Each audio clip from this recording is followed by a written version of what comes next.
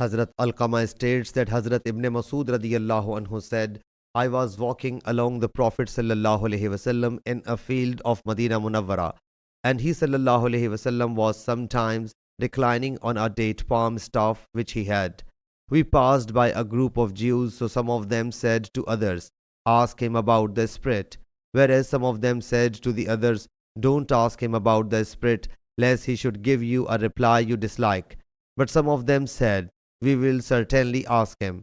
So a man amongst them got up before him sallallahu alaihi wasallam and said, O Abul Qasim, what is the Spirit? The Prophet sallallahu alaihi wasallam thereupon observed silence, so I realized that the revelation was being sent to him.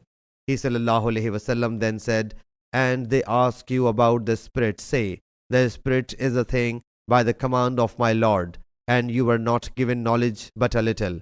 Surah Al-Asra, verse 85.